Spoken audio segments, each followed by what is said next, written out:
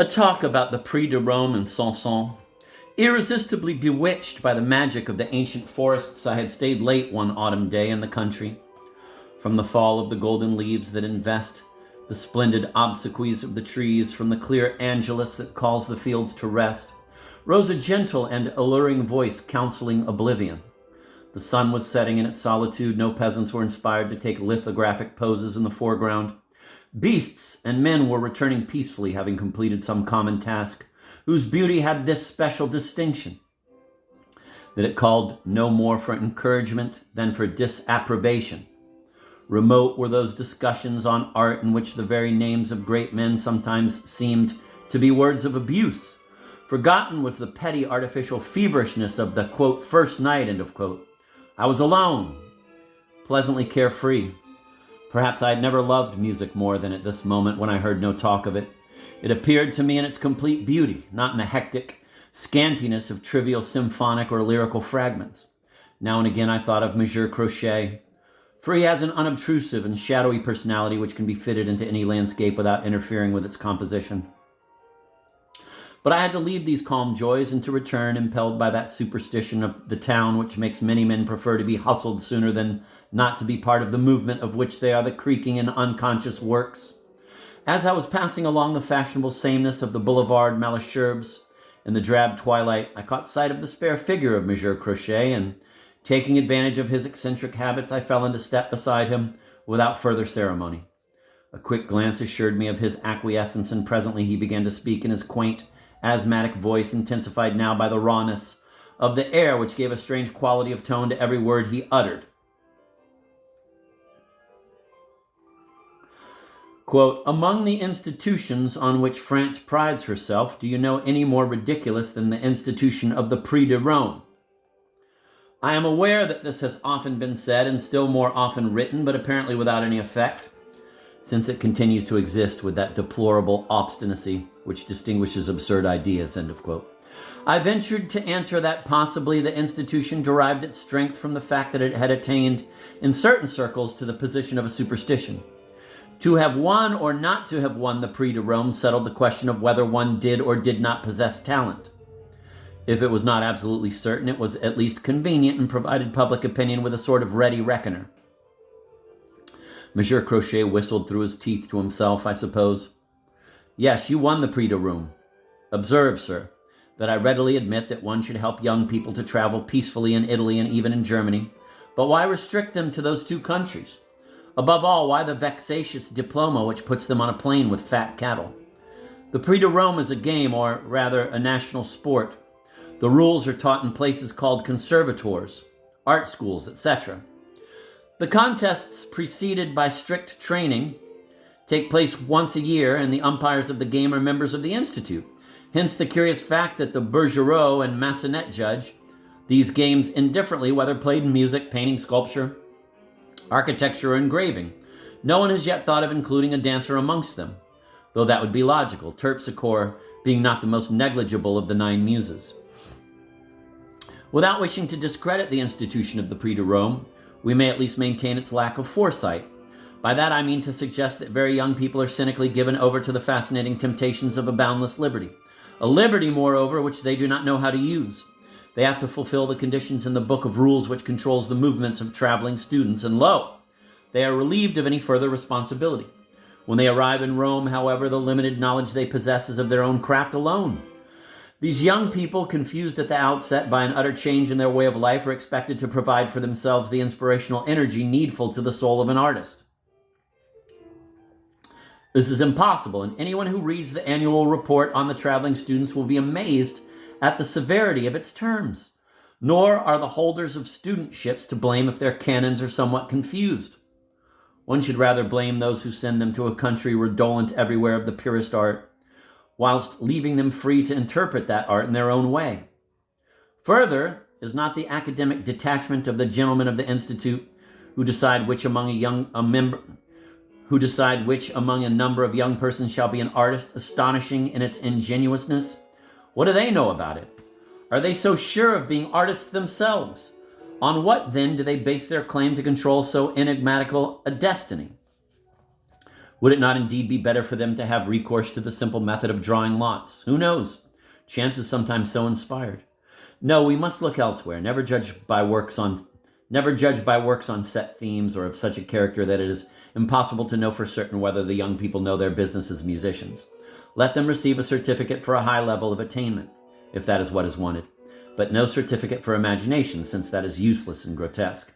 Once this formality is fulfilled, let them travel across Europe, let them choose a recognized master for themselves, or if they can find him, a sensible fellow who can teach them that art is not necessarily restricted to works subsidized by the state.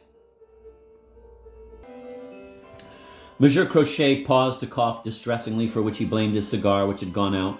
We argue, said he, holding it up, and this goes out, ironically accusing me of talking too much, warning me that finally it will bury me under a heap of ash. An attractively pantheistic funeral pyre, you will admit, and a mild comment on the fact that one should not believe oneself indispensable and that one should accept the brevity of life as the most useful of precepts. Then he turned abruptly to me. On Sunday, I was at Les Moreau's, where they hissed your music. You ought to be grateful to an audience for being sufficiently moved to take the trouble to blow down keys, implements usually considered with justice to be domestic, and therefore unsuitable as weapons of warfare. The method of butcher boys whistling through their fingers is much to be preferred. One lives and learns. Chevallard, on this occasion, showed once again an astounding and manifold knowledge of music. As to the chorale symphony, his vigor and decision in performance are such that he seems to be playing it by himself. He more than merited the praises usually showered on him.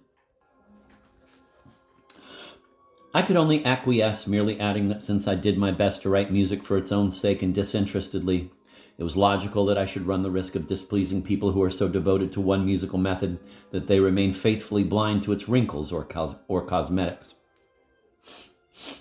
The people of whom we speak, he went on, are not to blame. You ought, rather, to blame the artists who perform the barren task of ministering to and maintaining the deliberate indifference of the public.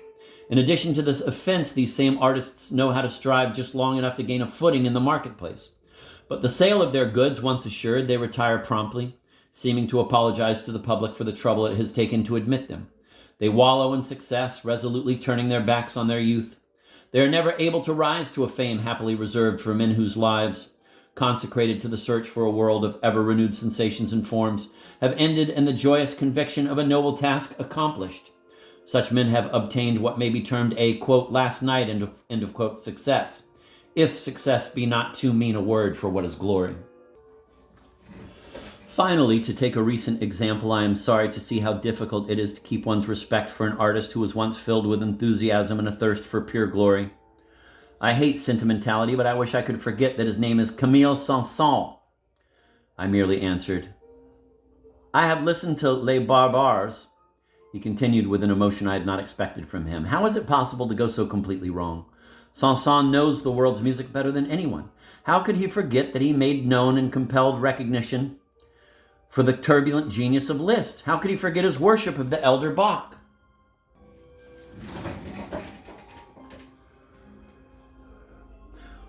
Why this itch to write operas and to descend from Louis Gallet to Victorien Sardou, spreading the detestable error that it is necessary to write for the stage, a thing never compatible with writing music? I offered a few timid objections, such as, is Les Barbares worse than many other operas mentioned by you? Should it make us forget the earlier Saint-Saëns? Monsieur Croche interrupted sharply. That opera is worse than the others just because it is by Saint-Saëns. He owed it to himself and still more to music never to have written that romance embodying a little of everything, even a farandole of which they praise the archaic savor. It is a feeble echo of the street in Cairo that was the success of the 1889 exhibition. Its archaism is dubious. Running all through it is a painful seeking for effect, suggested by a libretto containing tags for the suburbs and situations which, by their very nature, make the music absurd. The mimicry of the singers in the traditional sardine box staging, so grimly preserved by the opera, polishes off the performance in any hope of art. Does no one care sufficiently for Saint-Saëns to tell him he has written music enough and that he would be better employed in following his belated vocation of explorer? Monsieur Croche was tempted by another cigar and said to me by way of farewell, Forgive me, but I should not like to spoil this one. Since I had gone far past my home, I retraced my steps, thinking of Monsieur Croche and of his morose impartiality. Looking at it broadly, it showed a little of the resentment we feel for those whom we have once deeply loved and whose slightest change seems treachery. I tried, too, to picture Sanson the evening of the first performance of Les Barbares, recalling amid the applause which greeted his name the sound of the hisses which welcomed the first hearing of his Danse Macabre, and I like to think that such a memory was not distasteful to him. Then I thought of years now far distant. My happiest impressions connected with the Prix de Rome were independent of it. I was on the Pont d'Art, awaiting the result of the competition and watching with delight the scurrying of the little sign steamers. I was quite calm, having forgotten all emotion due to anything Roman. So seductive was the charm of the gay sunshine playing on the ripples, a charm which keeps those delightful idlers, who are the envy of Europe, hour after hour on the bridges. Suddenly somebody tapped me on the shoulder and said breathlessly, "You've won the prize." Believe me or not, I can assure you that all my pleasure vanished. I saw in a flash the boredom, the vexations inevitably incident to the slightest official recognition. Besides, I felt that I was no longer free.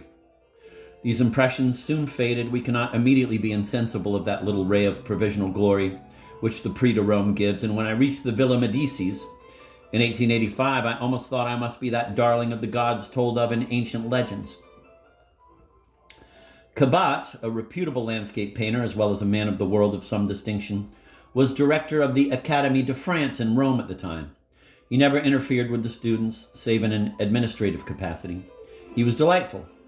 Hébert succeeded him soon after. I gathered from a recent conversation that this eminent painter has remained Roman to the very fingertips. Indeed, his intolerance of anything against Rome and the Villa Medicis is proverbial. He would allow no criticism on those two subjects, and I still remember how, when I complained of being housed in a room with walls painted green, which seemed to me to retreat as I approached them, a room well known to students as the Etruscan tomb, Hébert assured me that it was of no importance. He even added that one could, if necessary, sleep among the ruins of the Colosseum. The blessing of experiencing a, quote, historic tremor, end of quote, would compensate for the risk of catching fever. Hébert loved music passionately, but Wagner's music not at all. At that time, I was a Wagnerian to the pitch of forgetting the simplest rules of courtesy.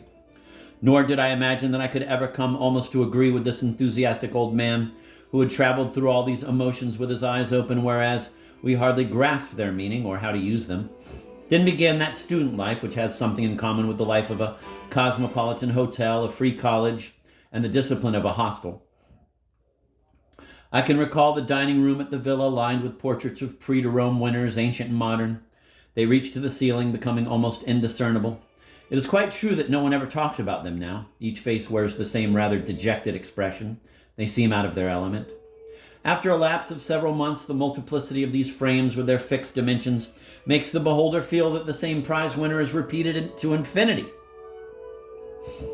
The conversations at the table very much resemble the gossip at a table d'hôte, and it would be idle to imagine that new theories of art or even the burning dreams of the old masters are discussed. Though the Villa Medicis is therefore a mediocre home of art, it is nevertheless a very rapid school for the practical side of life.